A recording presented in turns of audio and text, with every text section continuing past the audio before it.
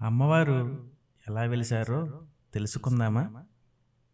ముసలమ్మ అమ్మవారు అసలు మనకి విగ్రహం రూపంలో అయినా ఎలా దొరికిందంటే కాలువలో రాయి రూపంలో కనపడితే మన పూర్వీకులకి అలాగే గుణమూలి సత్యం గారు, పాలూరు సుబ్బారావు గారు, ఏపూరి పల్లయ్య గారు, అలాగే పంతం సుబ్బారావు గారు, ఇలా చాలా మంది కమిటీ ఏర్పడి ఆ రాయిని తీసుకొచ్చి రాయి చెట్టు దగ్గర పెట్టి అమ్మవారి పూజలు చేయడం మొదలు పెట్టారు. పుంతల ముసలమ్మవారు ఆ పూజలు చేస్తే కళ్ళలో కనపడి ఇలా నేను పుంతల ముసలమ్మని నాకు ఒక విగ్రహం కింద గుడి కింద కట్టిందంటే అప్పుడు పంతం సుబ్బారావు గారు, ఇలా గుండుమూలి సత్యం గారు, మొత్తం ఏపూరి చిన్నపల్లయ్య గారు, పంతం చిన్నగోపాలం గారు, కోడే నాగన్న గారు, ఇలా కొంతమంది కమిటీ ఏర్పడి దీన్ని గుడి రూపంలో ఏర్పాటు చేసి పూర్వం పెద్దలందరూ కూడా గుడి కింద ఏర్పాటు చేశారు.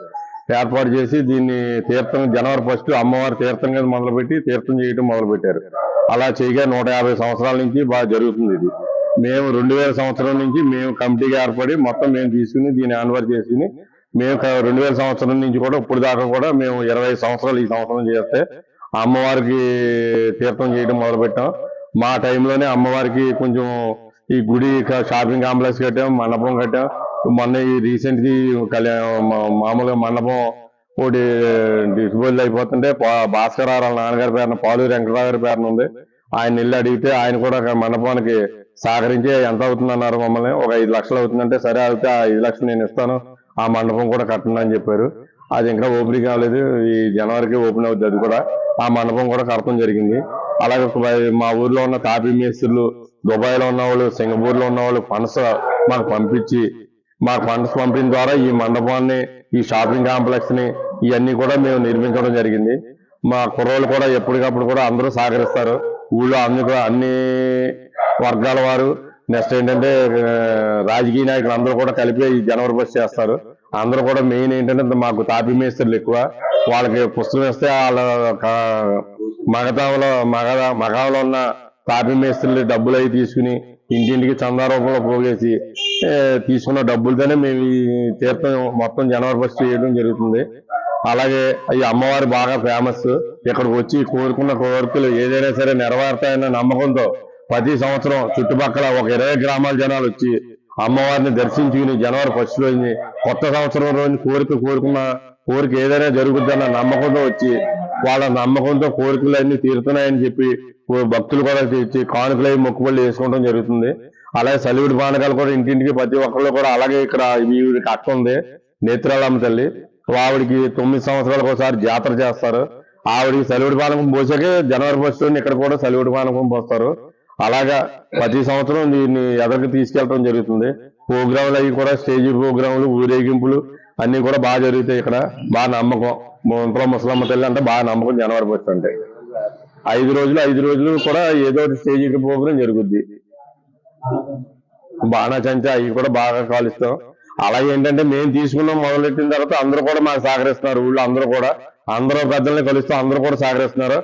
దర్శపూర్ గ్రామాన్ని వెలిసిన శ్రీ శ్రీ పుంతల ముసలమ్మ మాకు మా అమ్మ ఎలాగో అలాగే ఈ ముసలమ్మ అలాగా మా ఊరి ప్రజలు ఈ దేశంలో కానీ ఈ ప్రపంచంలో కానీ ఎక్కడికి వెళ్ళినా ఈమె ఆశీస్సులు ఉంటాయి కన్ఫామ్ గా. ఎందుకంటే ప్రతి ఒక్కరు ఈయన తెలుసుకోకుండా ఎక్కడికి వెళ్ళరు. మేమైనా ఎక్కడికైనా యాత్రకి వెళ్ళాలని ఎక్కడికి వెళ్ళినా ఈమె అండదండలు కావాలని చెప్పి మేము ఎక్కడికి వెళ్ళినా బాగుండాలని చెప్పి కోరికని వెళ్తాం.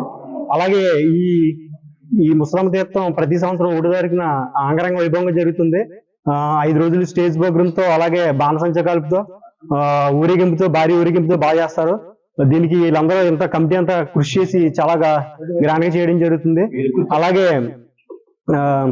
ఏ రాజకీయాలకు అతీతంగా అన్ని పార్టీలు కలిపి ఈ ఉత్సవం జరపడం జరుగుతుంది. అందరికీ ఏంటంటే అమ్మవారు ఎక్కడికి వెళ్ళినా ఈమె ఆశీస్సులు ఉంటాయని చెప్పి మేము కోరుకుంటున్నాం.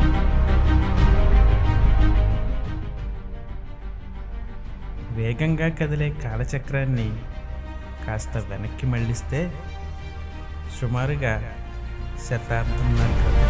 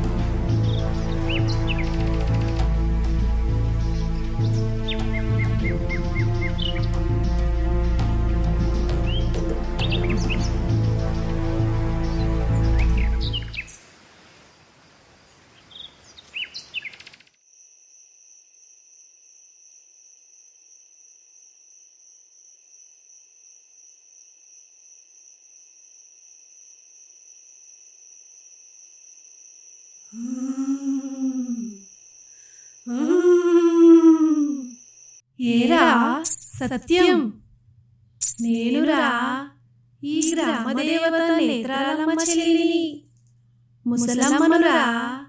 నేను రాయలాగానే కంటపడితే చెట్టు మొదట్లో వదిలిపెట్టి వచ్చేస్తావా?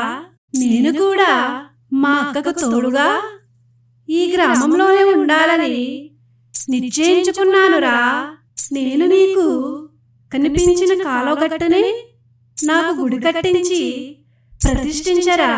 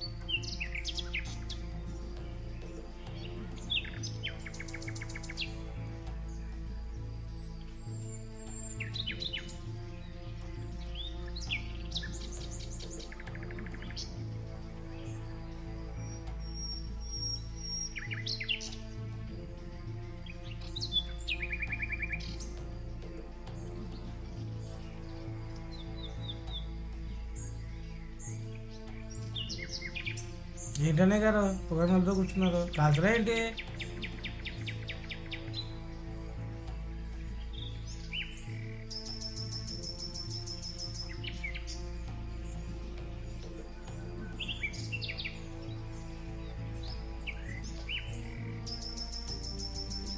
ఒరే సత్యం, నిన్న పొద్దున్న కాళ్ళలో స్నానానికి వెళ్ళానురా. ఏదో కాలికి రాయిలా తగులుతుందని చెప్పి తీసానురా. ఏదో అమ్మవారి ప్రతిరూపంలో ఉంది. ఏంటో అని తీసుకెళ్ళి మన చెట్టు కింద పెట్టానురా. అవునా?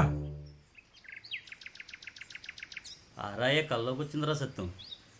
ఆ కల్లో మన నేత్రాలమ్మ తల్లి చెల్లి ముసలమ్మ తల్లి అంట. నేను రాయి రూపంలో దొరికాను కదా, నా గుడి కట్టి విగ్రహ ప్రతిష్ఠ చేయమన్నదిరా. అవునా?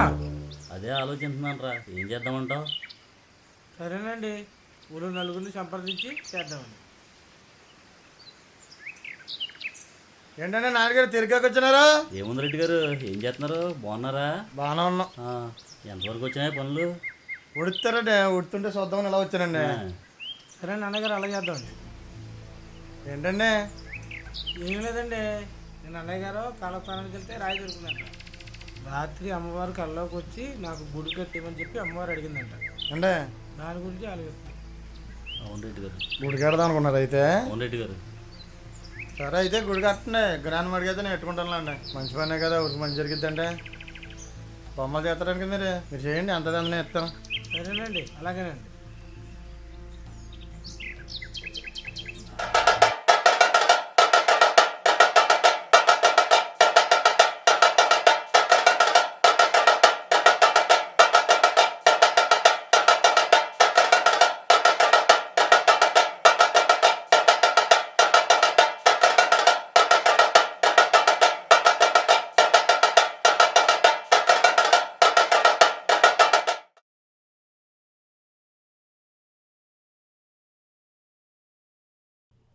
అలా ఈ ఊరిలో శ్రీ శ్రీ శ్రీ ముసలమ్మ తల్లి గ్రామ దేవతగా వెలిశారు.